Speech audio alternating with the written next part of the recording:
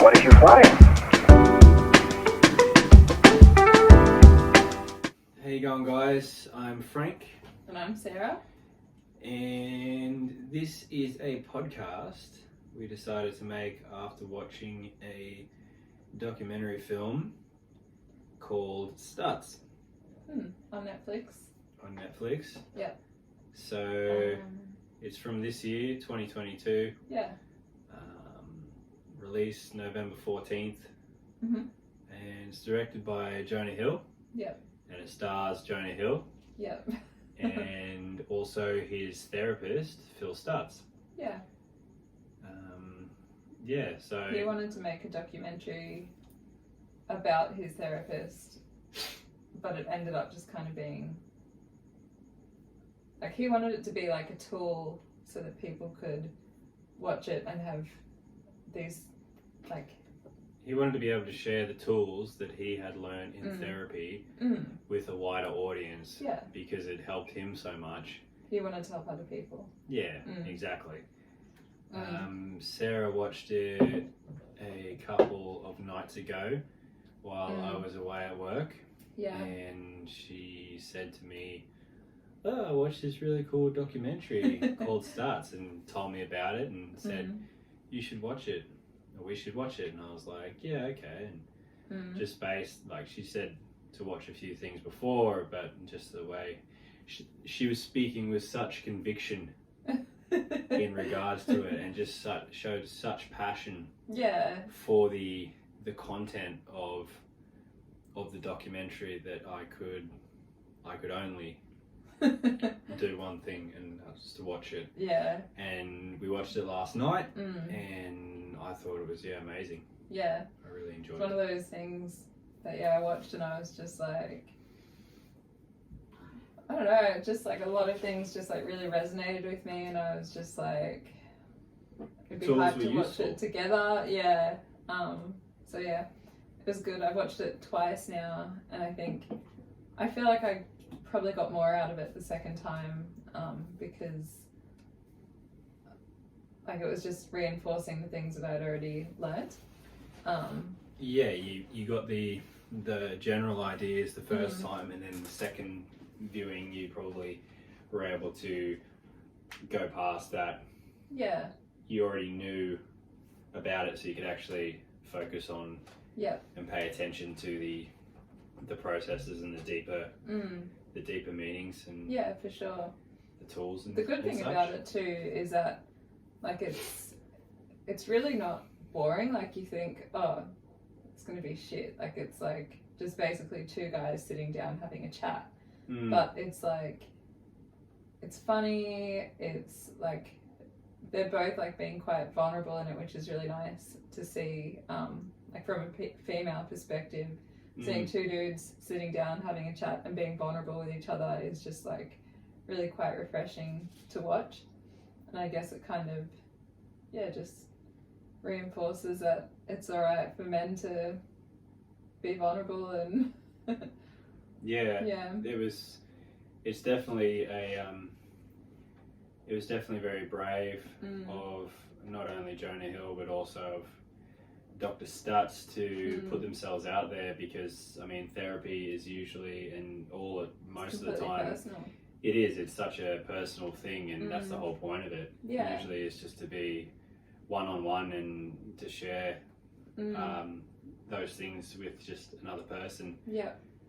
So to be able to put it out there for the world to see was really quite brave, and I definitely have a lot of respect for the both of them. Yeah, it's nice to put it out there like that. And and it did help that, I mean, it was Jonah Hill and also Phil Stutz. They're very funny. Yeah, they are. The banter that they had was really, it's quite funny. So it helped to break up some of the dry bits, or like, I don't know, it just helped to kind of it's good to have a bit of a balance. Yeah. Like to be in the light and the dark. Yeah.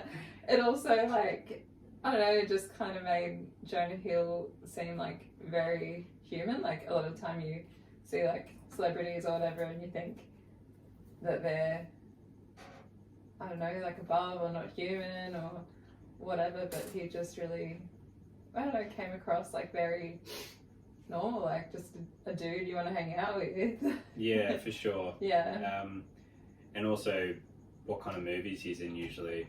You're not really thinking of him as, you're just thinking of him as more a funny man and not so much someone that deep. Yeah, someone you know? that has feelings and you don't really think about the depth of the person. Of somebody like that, a comedian. So I think it's good too in terms of like it's brought out a few good points about like, I guess like men's mental health too. Like it's easy for women to just be like, oh, I'm feeling shitty or whatever, but for men it can be harder. It ain't weak to speak. It definitely is. Because there's a huge push about mental health in the last few years, which is really good because it's there with you all the time. It's not only physical health but mental health, and it's such a big issue. Yeah. And it's really good that there's light being cast on it, and also somebody like Jonah Hill being able to be vulnerable like that, I think really helps other people, regular people, to feel that they can do it as well. Yeah, for sure. Because I mean, in terms of, you think he's got a lot more to lose than the average Joe, which he does and he doesn't. You know, it's like everybody's the same in a sense, but he's got that profile and whatnot, and putting himself out there like that is really, it's brave. It is, and really appreciated it. Yeah, so for sure. We we just wanted to talk through the different tools and the different ideas that were brought up. Yeah. Not only for other people, but it's just good for us to talk. Yeah. Now that we've both seen it. Yeah, and just to elaborate, and it's been a day, so we can with fresh eyes and just. I think everyone has their own interpretation of these sort of things as well, so it's good to like just talk about what our perspective on it is. Especially and to going get a through different what perspective. Yeah. Yeah. And especially at the moment, like going through what we're going through, like you always have those like voices in your head and whatever that are saying like, oh, don't do this because it's a shit idea or whatever, but you're not good enough. Yeah. You're a fucking idiot. Yeah, for sure. Yeah, get them daily. Yeah. So that's kind of the first tool really, like that he talks about. It's what sort of the first tool is the first tool was the life force. Yeah. So it was a pyramid, and it was at the bottom was the body. In the middle was others, so just other people. And then at the top was yourself, so mentally, I guess.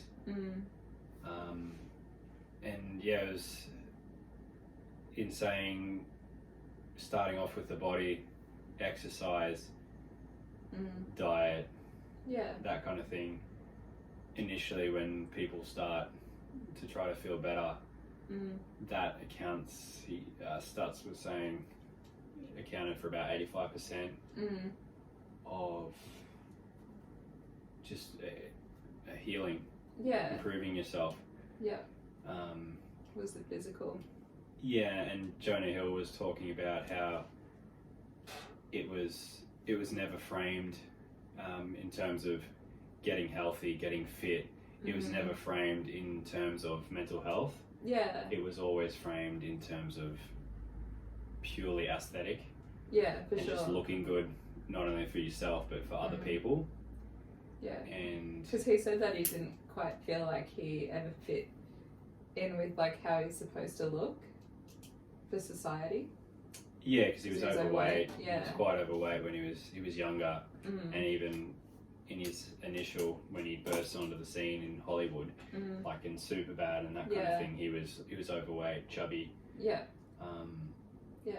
And it was, I hadn't, because we're both like healthy in terms of like fitness. We like to stay fit, look good. But it was interesting to hear, and I probably thought about it before, but thinking about it today of like, it's good to have when you're working out, and now to have that idea of it's not only just to look good, it's to feel good as well. Yeah, in totally. the mind.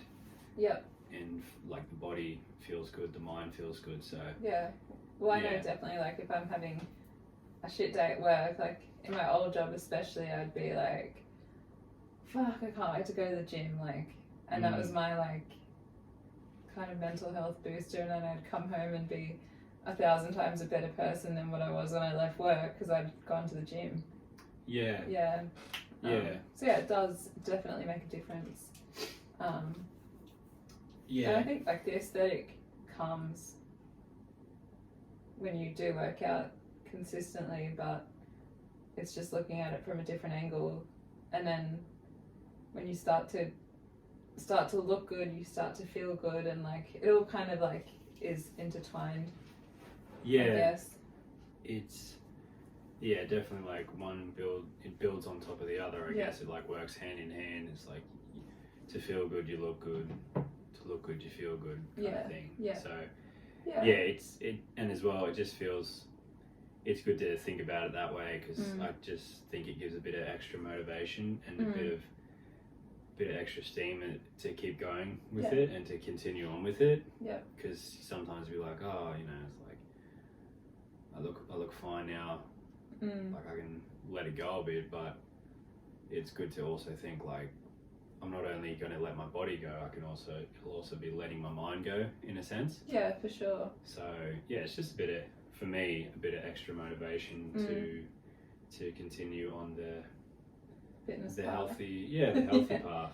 Yeah, for sure. Physically and then to mentally. Yeah, for me, like going to the gym as well is not always just about.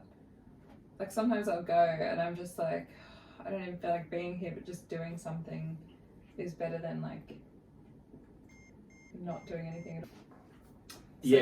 So that's the base of the pyramid, and then the next one was others. So just interacting with people. It's like you can't remember verbatim, but it was something about climbing a mountain, and like when you go in a depressive state or you pull away from other people, like people can be what you grab onto to pull yourself, I guess, kind of like back into reality. Yeah. So he said, just being with people, talking to people, and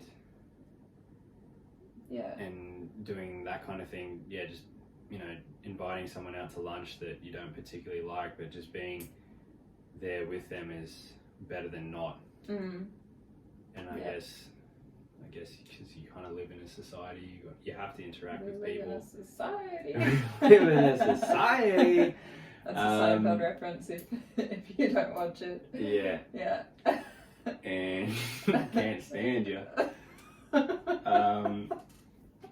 And so I guess that's something that I guess you got to interact with people, and I guess it just makes you feel human because humans are essentially social creatures. Yeah. And we need that interaction. So I know I can be pretty bad with that though. Like, for me, it's like way more comfortable just chilling at home, and like going out's like so much effort sometimes. But just talking to people on the street, it's just like like small talk. It's hard yakka, but it's it's definitely something you need to do. I guess it is healthy, so I think I should make an effort to be more social. Just not particularly going out. But just talking to people and just interacting more. For sure. And I always feel better when I do. Yeah. But it's just doing it. Yeah, totally.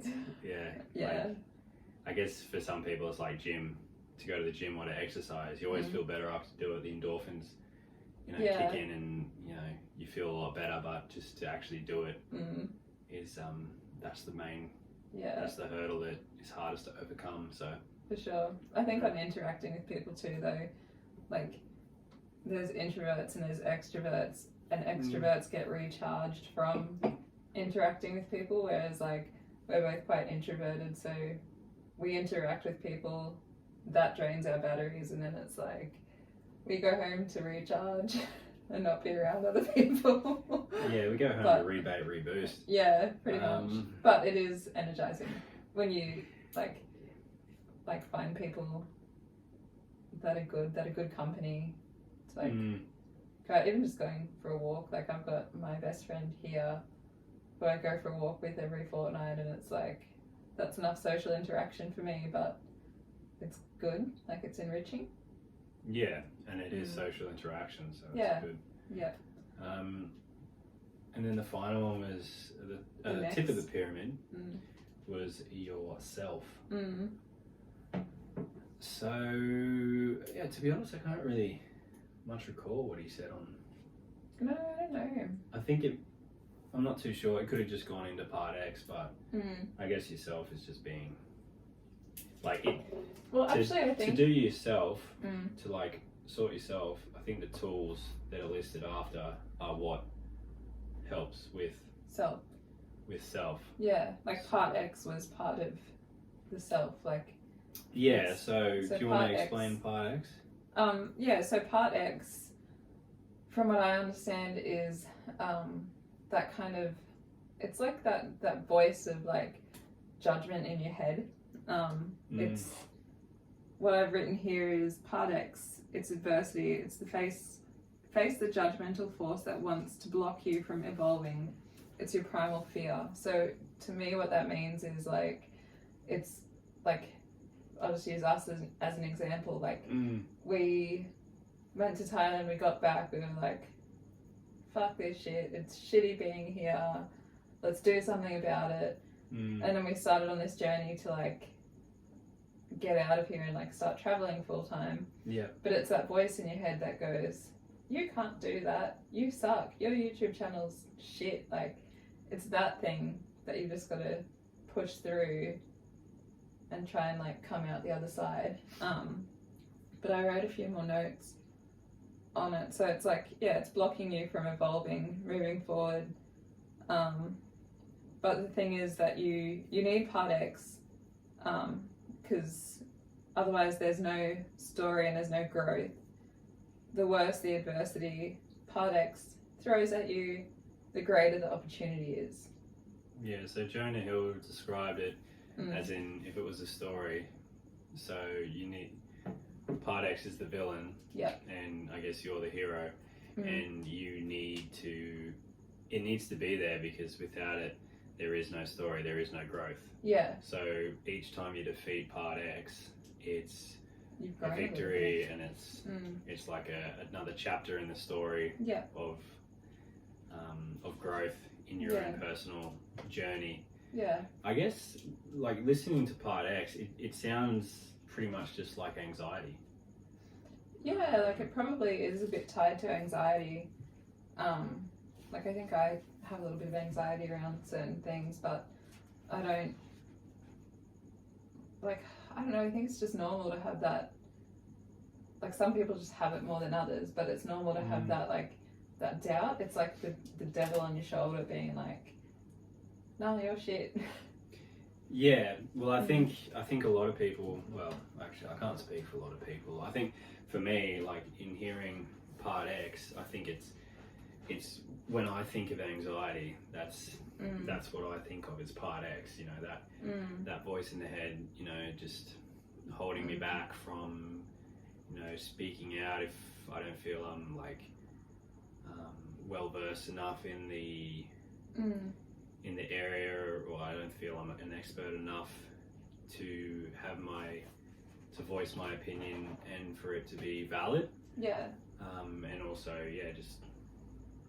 for me, I think when I think of anxiety, I think part X is pretty much what I think of. So anxiety. Yeah, so it's good to have a bit of a name with it, and also to have, because you always, to put it into that and to say you need it and it's for your personal growth, it's like people saying as well, get out of your comfort zone. Yeah. Because that's how you grow, is doing things outside of your comfort zone. Yeah. And I guess Part X is trying to keep you within your comfort zone. Yeah, for sure. It kind of puts like a bit of a like positive spin on a negative thing. Like it's like puts a face on it, and also it's like you can identify it's a negative now. thing. Yeah. But you know that it needs to be there. So it's kind of like it's kind of exciting and motivating to like try to defeat it. Yeah. I guess to push through it and to improve yourself. Yeah, and I think like with it having a name now, it's like you can identify it and you can be like when you're facing those like things in your head saying what you're doing is wrong, or like you're never gonna make it, like why do you like what's the point of this YouTube stuff, yada yada, like now it's got a name, so whenever I'm having those thoughts or feelings I can be like, no, that's Part X, like I can identify it. Yeah. Shove it up your ass. Yeah. Like, watch us succeed. Yeah. Do better. Yeah. Shove this in your pipe and smoke it. Yeah, pretty much. Yeah. Basically. So like basic. Yeah. But yeah, and then I also just wrote down, the worse it gets, the better it is to keep going. Yeah, that was a recurring theme. Was just was pushing through. Yeah. In like whether it be anxiety, just issues, illnesses, it really seemed like that was something that Stutz was really trying to. He mentioned quite a few times was just in the face of adversity. Yeah. He said true confidence is moving forward in the face of adversity. Yeah. Which. Yeah, the unknown, you don't know if it's going to work out. Yeah. You just got to be, just keep pushing forward. Which, it's really, it's nice to hear it. It's good to hear that kind of thing. And it's just nice to hear it framed in a different way too. Yeah, it is. Yeah, I found that really, that Part X, that tool of identifying it, I think, is something that I can definitely implement in my life and to help me get out of my comfort zone and to push through those down moments in whether it be this YouTube podcast career of starting out and not thinking we're good enough, but I mean everyone when they started was shit. So that's true. Yeah. Just different varying levels of shit. So yeah, pretty much. So the next one was a string of pearls, wasn't it? Yeah. So that one was interesting, and it really like kind of resonated with me because it's like a line and a circle. The circle is an action, and the line is a path to the action, and each action has the same value. So for me, like I'll be like I think that doing something is more important than doing the next thing or whatever. But just having each action having the same value, like getting out of bed in the morning is just as important as editing a podcast. Yeah, like well, because without getting out of bed, you're never going to edit the podcast. Yeah, exactly. I guess, when I heard that, I was like, I mean, it's definitely a good way to think about things, but at the same time, I was kind of like, is it? If I go to the toilet, No, that's like something necessary that you have to do. Like it's. Well, you need to get it. Well, I guess you don't need to get out of bed. Yeah. You don't need to go to the toilet. You just hold it in forever. But it's something I never thought of. I never thought to put the same amount of the value. Yeah, same value on every action I complete, but it does make sense. Yeah, and then it's so a circle is an action, a line is the path to the action. Each action has the same value and all the effort is the same size. And then I have each circle, inside each circle there's a dark spot which is a turd. Mm. So that means every effort you make has a tiny little bit of shit in it. Mm. So you don't know if it's perfect, but you have to keep moving forward even with the imperfections. So I was like, that's dope, because like, it's true. Like, yeah, that's something it's better done than perfect. Yeah, exactly. Is what we've been saying in this YouTube. Yeah. This journey that we're on. So, yeah, that's definitely something we've been. Yeah, and I'm quite like hard on myself in terms of like wanting things to be done like perfectly and like. Yeah, and then I get annoyed because I'm like, oh, it's not as perfect as what I wanted it to be. But yeah, now that I've kind of heard that said out loud, I'm like, it's not like, oh, I don't care. It's more like, you're not just gonna shovel out shit, but you're gonna be a bit more accepting and a bit more tolerant of not every or nothing's gonna be perfect. Yeah, exactly. No, that was quite interesting. Really cool to hear. Yeah, it was. Yeah. And then you go on to the shadow self. Yeah, the shadow self's like, it's such a weird one, because like everybody has a shadow self. So your shadow self is the part of yourself that you're ashamed of. So in the movie, Stutz was saying to Jonah to visualize like himself at his worst at moment. his worst, like the moment that he's ashamed of. Yeah. And that is your shadow self. It's the part of yourself that you're ashamed of. It's the part of yourself that you wish you weren't, but you can't get rid of it. And what do you do with that in the present moment? Like that part of yourself that you're ashamed of, what do you do with that? How do you use it now? Yeah, so Jonah brought out a cardboard cutout of himself when he was 14, and he was very large, and he had like a blonde flat top. He had a nose ring and like glasses. He said he had acne too. Contact. Just some odd glasses. Yeah. So he didn't look like the coolest kid on the block, but he that's what he brought out, and that's I guess when he thought of himself at his worst, that's where he went to. Yeah, for sure. But he was also saying that like it was tough for him because he had his shadow self there that he was so ashamed of, and then he was also in the spotlight at the same time that he was feeling his worst. So he like the media and stuff were being very like harsh on his weight, and like other comedians and like whatnot were he said it was like a field day for his weight, which was such a sore spot because that just took him back to his shadow self, I think, of really being overweight. And yeah, so it's the time of your life where you felt inferior as well. Wish you were not, but you are, and you can't get rid of it. So it's a shadow. It's always following you, and I guess with that kind of thing, I think it was a case of, for me, what I thought was, you're ashamed of it, you're repressing it, and then I think Stutz was saying that you need to acknowledge it, show it respect, and I guess bring it to the light almost. Yeah, bring it forward and just accept that that is you, that always will be a part of you. I mean, you're not going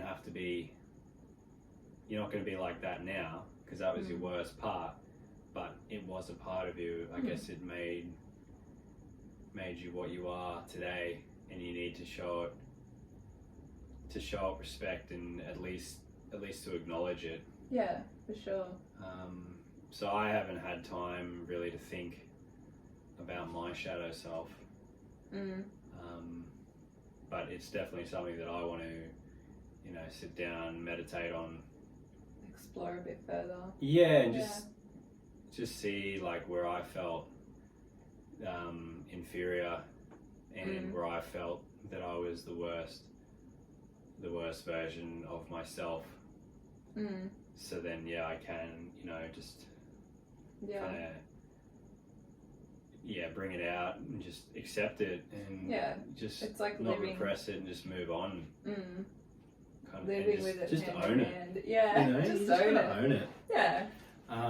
But it's like, like walking alongside it instead of like trying not to even acknowledge that it's there. Yeah. Yeah. It's just acceptance, I guess. Yeah. Now we say in therapy and stuff,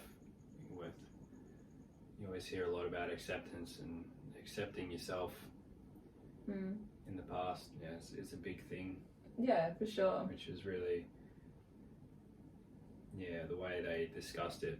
Because, and with these kind of things, like with this documentary, just the way they were talking, it was just very like, it was a lot more layman, I think. Yeah. It was just like a chat terms. between two dudes, like it was. Yeah, it was very understandable for the average Joe, I think, as well.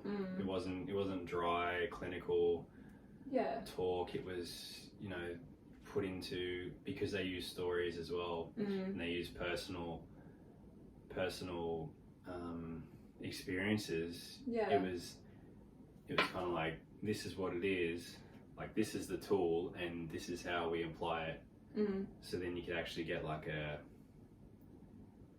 framework or just an idea of how it was applied there, so you could kind of use it yourself. So for sure. It was a lot more, it was explained, the way it was explained was really well done. There's a part where Stutz kicks Jonah's cardboard cutout of himself, and that was really funny because Jonah like hugged himself and he was just like, don't kick my shadow. Yeah. I love my shadow now. So that was, yeah, that was hilarious. But yeah, I have to like do some thinking about mine as well, because I haven't really had a lot of time to just sit there and contemplate on it. And I want to figure out. They're good tools. Yeah, for sure. I want to use them, so I guess you have to apply them to yourself, obviously. We haven't had the time. We just haven't sat down and done that and thought about it, so it's definitely something we want to do. I want to do, at least. I'm sure you do as well. Just sit down and really, think about it through. Just think about myself. Yeah, pretty much. So I think you have something different written down here, but it's pretty much the same thing.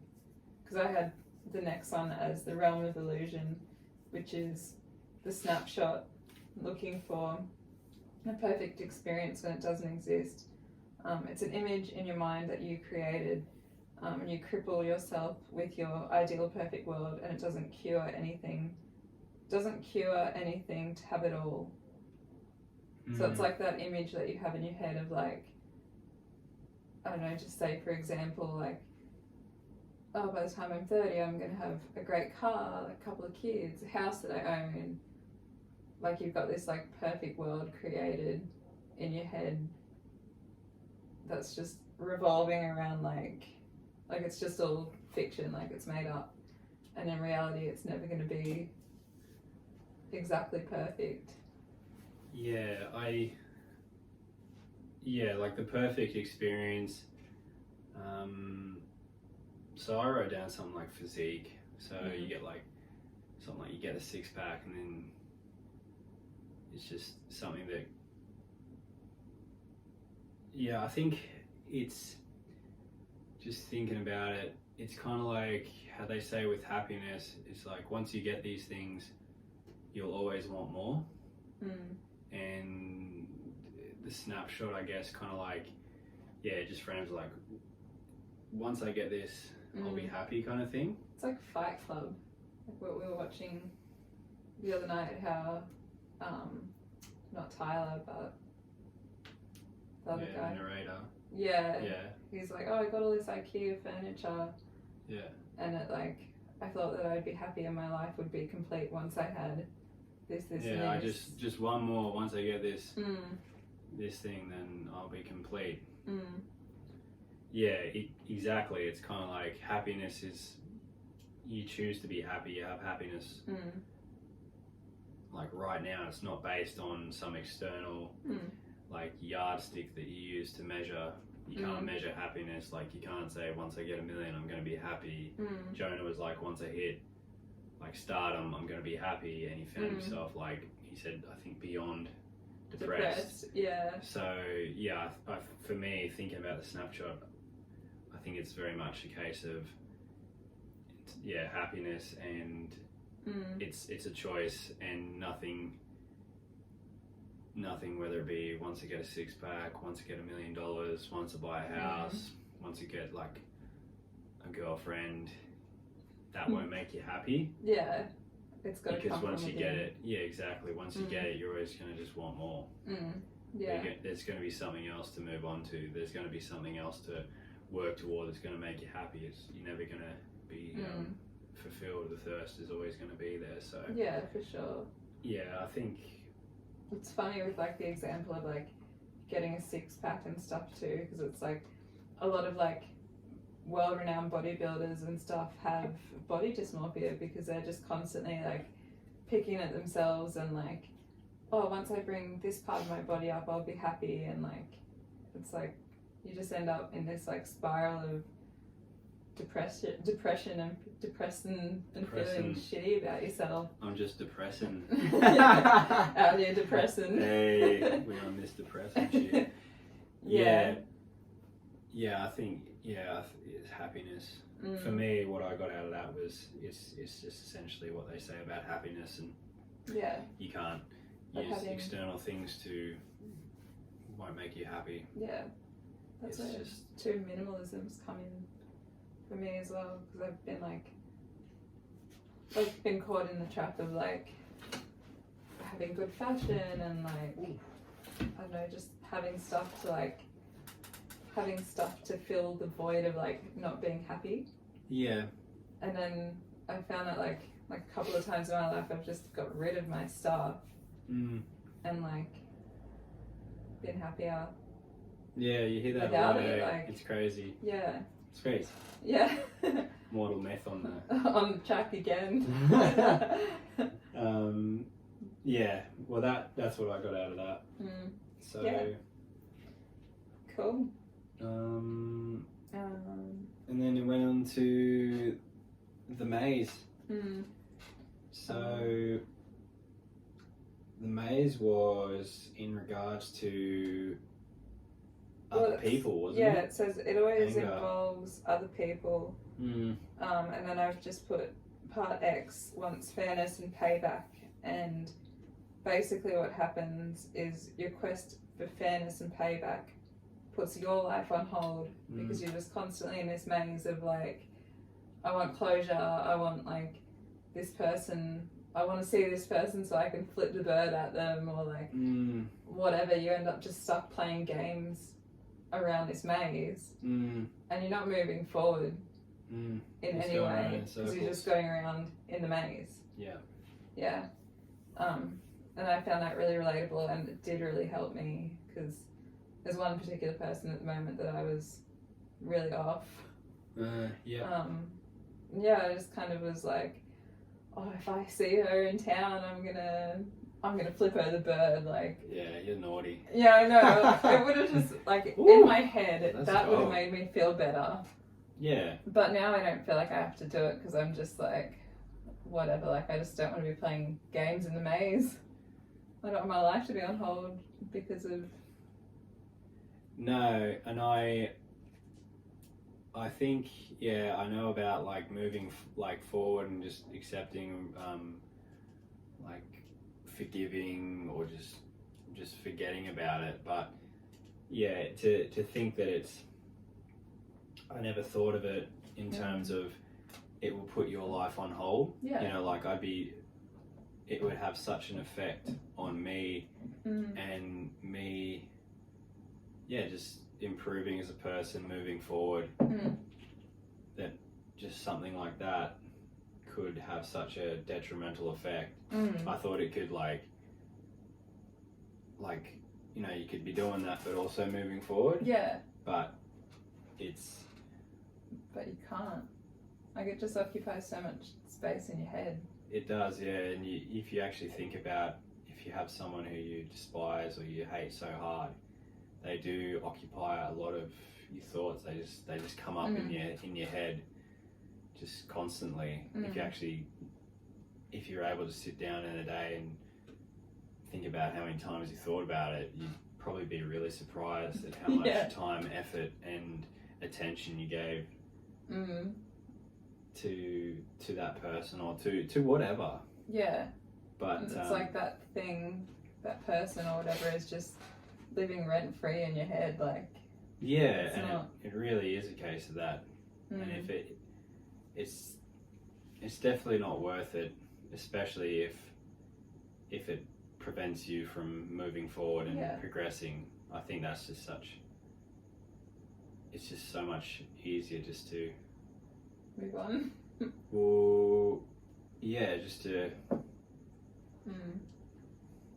accept it, just to forgive or whatever, and just forget it. Just to move on. He did this like interesting exercise that was called like active love. And basically what you do with that person that you're stuck in the maze with is you imagine yourself taking in all the love in the universe and you place it in your heart and you hold it there. And then you see the person that you hate, like you visualize them. Yeah. If you can do that. Or you just imagine them or whatever. So yeah, you see the person that you hate, and then that love that you're holding in your heart, you send that to them. You give them everything, and you hold nothing back, and you feel your love enter the other person, and then it's like, if I can love like this fucking dickhead, then I can basically like do anything. Yeah, that's kind of what I got from it. He actually said if you can become one with that bastard, you can overcome anything and move forward. Or you can keep playing games in the maze and getting even. Yeah, that's it. Yeah, another thing that throughout the documentary, Stutz would use these cards and he'd draw little diagrams on them. And Jonah said he had them for all his patients. And they were just the tools, but they were just basic like stick figure men and just the ideas, the tools drawn down in very rudimentary form, very basic, and that was a really nice touch to see that in the film as well, and it definitely did help to explain and better elaborate on the tools and how they worked. So that was really cool, and I drew like with the maze and with the active love. I drew the diagrams as well in my notes, just so I could. It does help remember. Helps me remember. The ideas, the tools, and how they work. So that was another really cool thing that was in the documentary. Was little visual things. So that was really cool. Yeah, they helped me a lot. As someone that doesn't have any visual. Like just seeing like those little drawings is like, oh, that's what you mean. There was a really nice touch there. Yeah, really agreed. Cool. And another cool thing about those little drawings too is that Dr. Stutz has Parkinson's disease. So they're all like that's kind really of cool. Hey. So it's not cool that he has Parkinson's, but it's like charming. Yeah, it like he was saying that part of his shadow self is that he's ashamed of his handwriting. And like just having it in this movie out there for everybody to see, like the little imperfections and like the shakiness of his drawings. Was just, I don't know, it was really cool, nice little touch that they put in there, I thought. It was really quite nice. It was sick. So we got active love, And Radical then, acceptance. yeah, radical acceptance, and I had the grateful flow. So I think he explained the grateful flow of like when you like think of 5 things that you're grateful for, and you say them out loud or whatever, but then you start to think of a 6th thing that you're grateful for, but instead of coming up with something that you're grateful for, you just hold that feeling of gratefulness in the back of your mind or whatever. Yeah. For a few minutes, but you don't actually say what you're grateful for. You just have. You just feel the feelings of gratefulness. Yeah. And it if you have that, you want to be in that state of mind more often than not. I think is what Stutz said. Yeah. Because I guess it's always to be grateful. The way you feel when you're grateful is pretty fantastic. So. Yeah. It's like there's always something positive, even if you can't see it. And breaking through that black cloud. Yeah, so he drew a picture, and there was a sun. So I guess that's just like good times, just feeling good. And then there was a black cloud, and then underneath was a stick figure looking very depressed. And then the black cloud was representative of part X. And part X blocking you from feeling happy, I guess. Yeah. So using that grateful flow, it depicted it splitting the black cloud in half and exposing the sun. Yeah. So that was, once again, the drawings were really, they did help quite a bit really helpful. to elaborate and to emphasize the point and to emphasize the tools that he was talking about. So that was, squeeze the, and I've written here like squeeze the juice of negative situations. So I think that's just taking like learning lessons from failures. And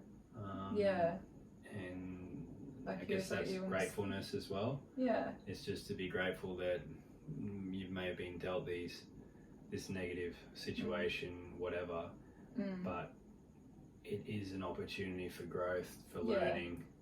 So if you flip it, if you, instead of being like, oh, this shit thing happened to me, it's like, oh, this great learning opportunity came about to me. So, and I guess that's a pearl with shit a in turd, it. Or it's a turd. Like Jonah said, it was a turd. With a pearl wrapped around it, I think. Yeah, something like that. Yeah. So it's like this shitty thing, but it's also an opportunity to learn and to grow. So yeah, for sure. Yeah. I think with that radical acceptance too, like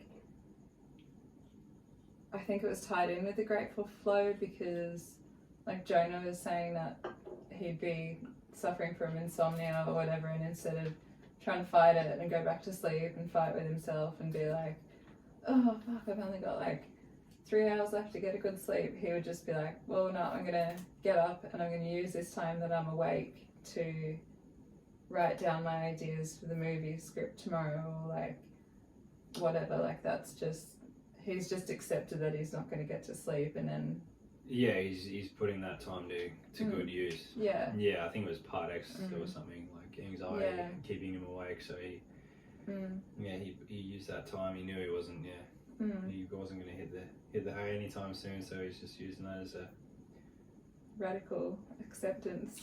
Yeah, which is I guess making the best out of a bad situation, isn't it? Yeah, that's what it comes down to in very basic terms for me, my understanding, but very basic.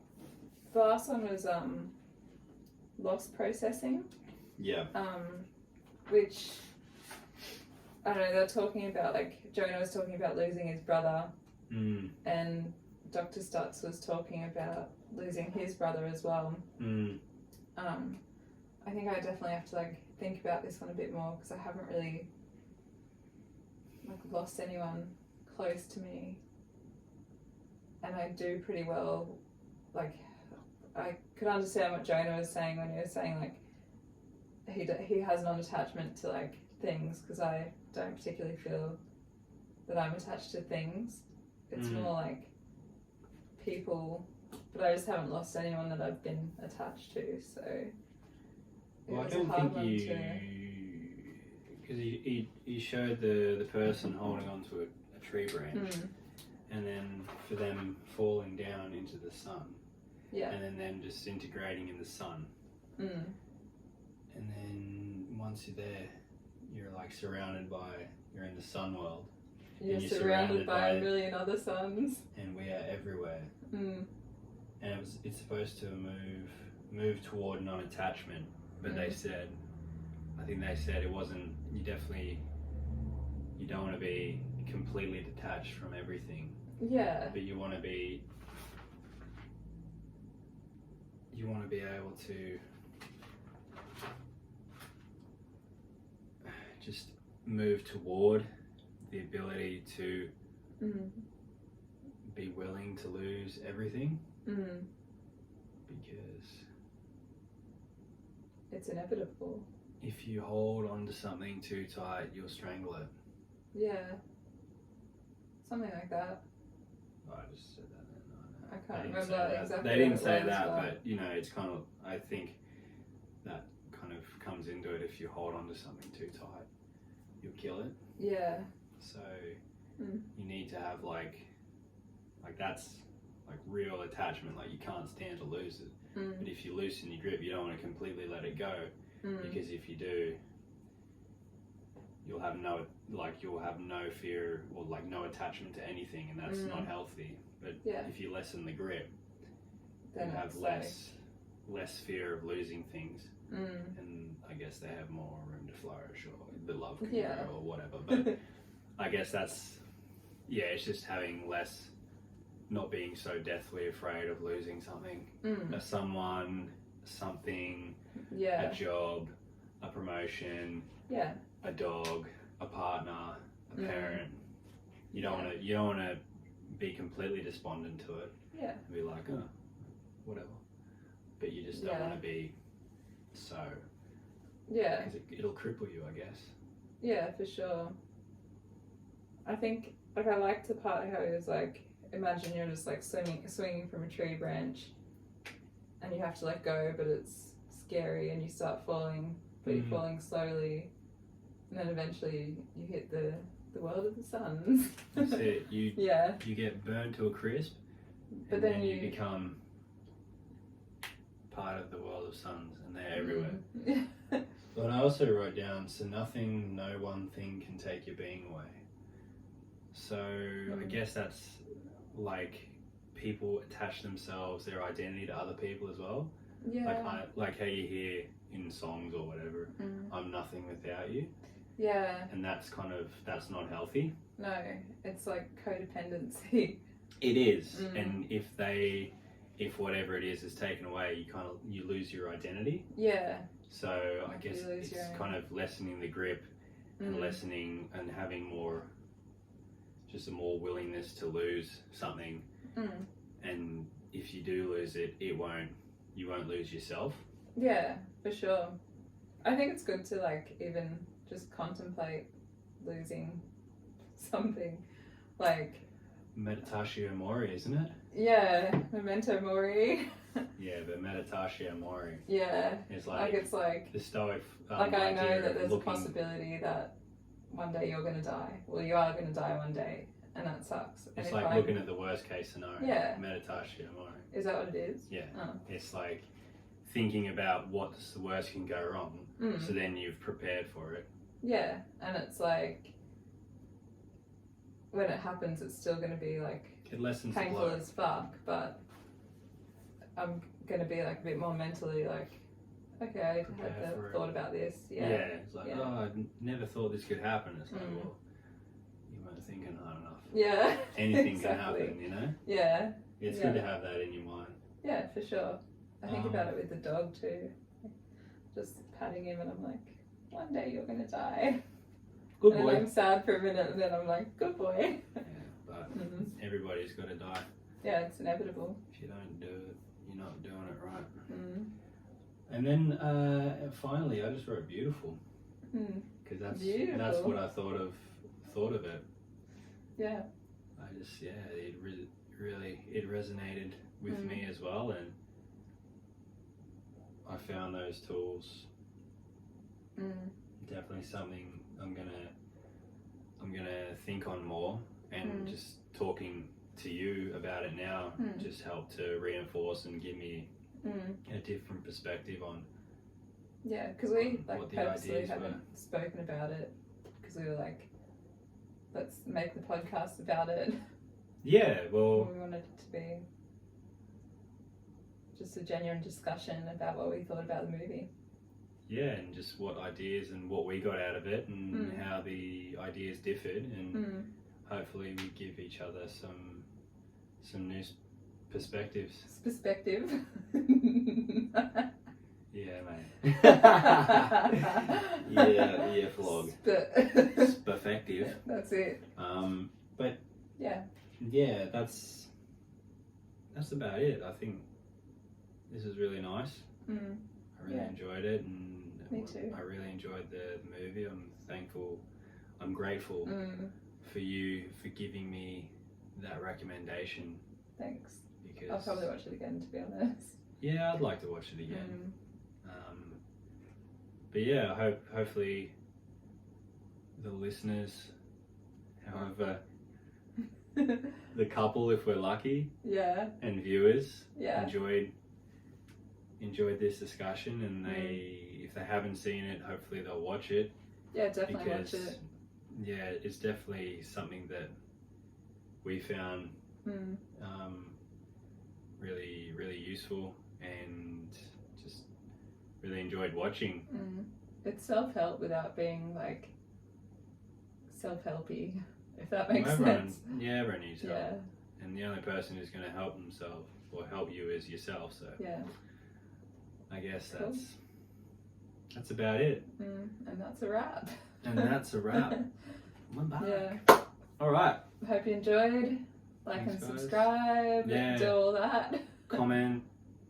Let us know your thoughts. Yeah, let us know what you thought of the movie too, because I'd like to hear some other perspectives on it as well. Yeah, and if you think we interpreted something wrong, then I'd really like to hear that. And if you haven't seen it, please, hopefully we've inspired you to watch it. And if you do watch it, I really hope it helps you out. Yeah, for sure. And that's about it, guys. See ya. Bye. What did you find?